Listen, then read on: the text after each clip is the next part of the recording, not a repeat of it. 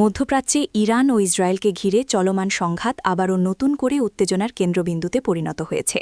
সর্বশেষ পরিস্থিতিতে উভয় পক্ষের পাল্টাপাল্টি হামলায় পুরো অঞ্চল জুড়ে নিরাপত্তা পরিস্থিতি আরও অস্থির হয়ে উঠেছে।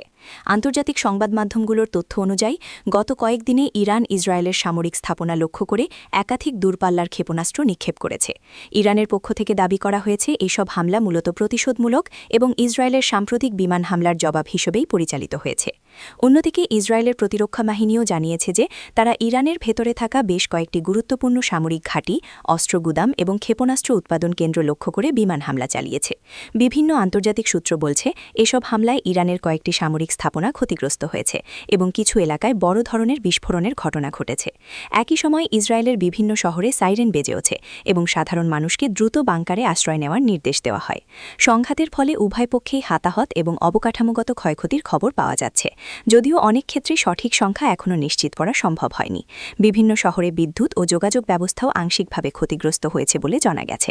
সামরিক বিশ্লেষকদের মতে এই সংঘাত এখন আর সীমিত সামরিক হামলায় সীমাবদ্ধ নেই, বরং এটি ধীরে ধীরে একটি বড় আকারের আঞ্চলিক নিরাপত্তা সংকটে রূপ নিতে পারে।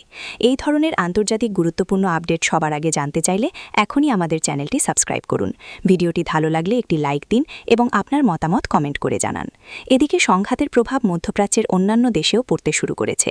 পারস্য উপসাগরীয় অঞ্চলে অবস্থিত মার্কিন সামরিক ঘাঁটিগুলোতে নিরাপত্তা ব্যবস্থা জোরদার করা হয়েছে। কাতার, বাহরাইন, কুয়েত এবং সংযুক্ত আরব আমিরাত সহ বিভিন্ন দেশে সামরিক প্রস্তুতি বাড়ানো হয়েছে বলে আন্তর্জাতিক সংবাদ মাধ্যমগুলো জানিয়েছে। এতে পুরো অঞ্চলে নতুন করে উদ্বেগ তৈরি হয়েছে। বিশেষ করে গুরুত্বপূর্ণ জলপথ হরমুজ প্রণালীকে ঘিরেও উত্তেজনা বাড়ছে। এই জলপথ দিয়ে বিশ্বের উল্লেখযোগ্য পরিমাণ তেল ও গ্যাস পরিবহন করা হয়। যদি এই পথ দিয়ে জাহাজ চলাচলে কোনো ধরনের বাধা সৃষ্টি হয় তাহলে আন্তর্জাতিক বাজারে জ্বালানির বড় সংকট দেখা দিতে পারে বলে আশঙ্কা করা হচ্ছে। ইতোমধ্যে তেলের দামে ওঠানামা শুরু হয়েছে এবং বিশ্ব বাজারে অস্থিরতার লক্ষণ দেখা যাচ্ছে।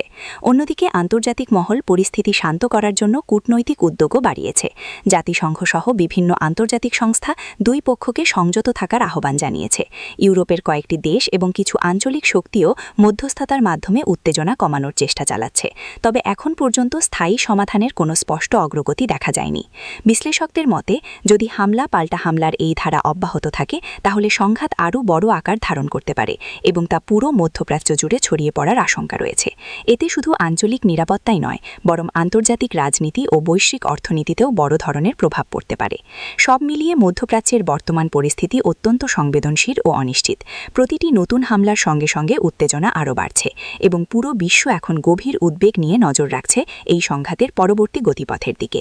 পরিস্থিতি কোন দিকে মোড় নেবে তা এখনও পরিষ্কার নয়, তবে স্পষ্ট যে এই সংঘাতের প্রভাব মধ্যপ্রাচ্যের সীমানা ছাড়িয়ে গোটা বিশ্বেই প্রতিফলিত হতে পারে।